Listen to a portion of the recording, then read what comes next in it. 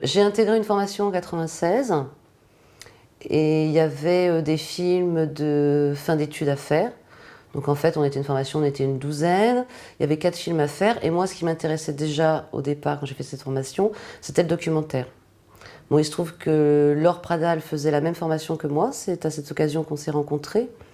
Et elle aussi était intéressée par le documentaire. Donc on s'est retrouvés à travailler ensemble. Et il se trouve que cette année-là, le film de fin d'études était imposé et que le sujet c'était Jean Carrière. On a lu son fameux livre qui a eu le prix Goncourt en 72, qui s'appelle L'Épervier de Maheu, qui était effectivement le plus connu. Et on a eu notre première rencontre avec Jean Carrière. Alors c'est vrai qu'à ce moment-là, moi j'avoue que j'ai été quand même assez impressionnée de me retrouver dans son bureau et d'avoir quand même comme ça un écrivain en face de moi qui avait quand même une certaine renommée. Donc ce premier contact s'est bien passé.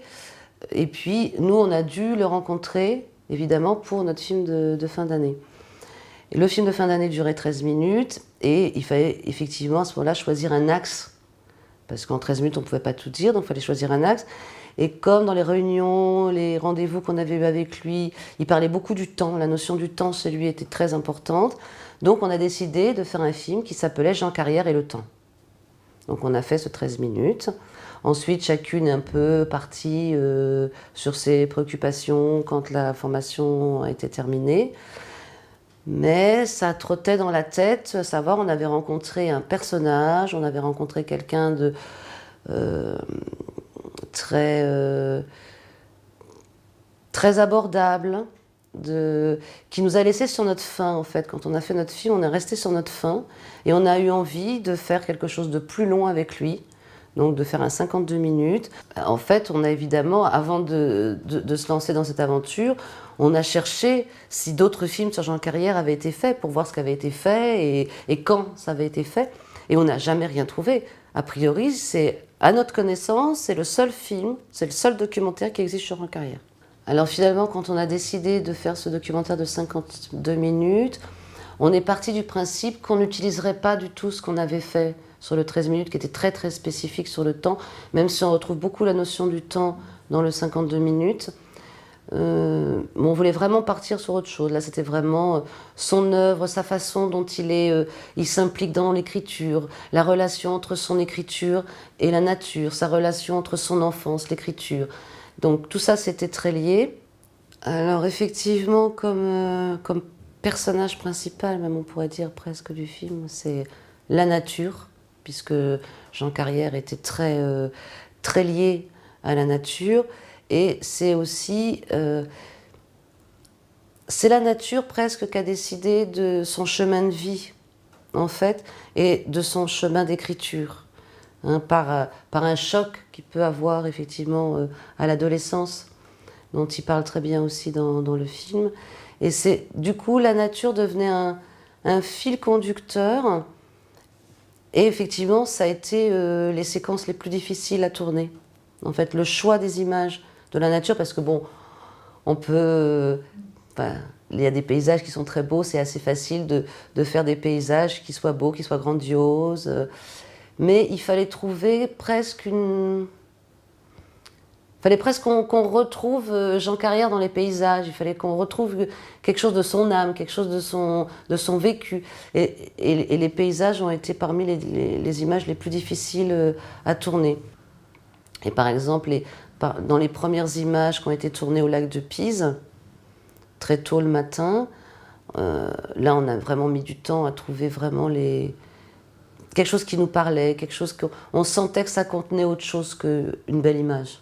Essayer de faire transpirer au niveau des images autre chose que de l'œil, enfin, effectivement, de l'odeur, de la sensation, de l'émotion. Et un peu la même chose que quand il dit à un moment, c'est vraiment simple, mais il est sur un chemin, et à un moment il dit, il cite une phrase, alors je ne sais pas si je me rappelle exactement, mais il dit « Elle était si jolie ».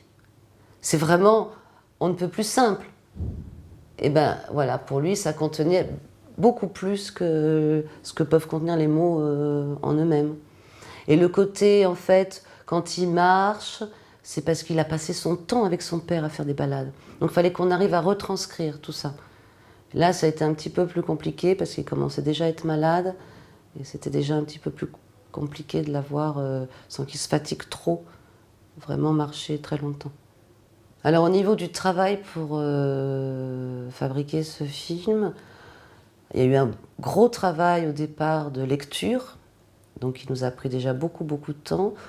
Ensuite, il y a eu quand même un gros travail sur l'écriture pour arriver à retranscrire ce qu'on pouvait imaginer faire comme film.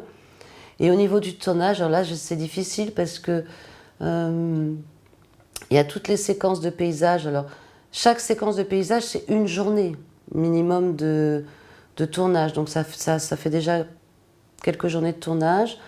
Ensuite, les personnages qu'on a rencontrés à l'extérieur. Les rendez-vous avec Jean Carrière qui ont été quand même très nombreux. Donc,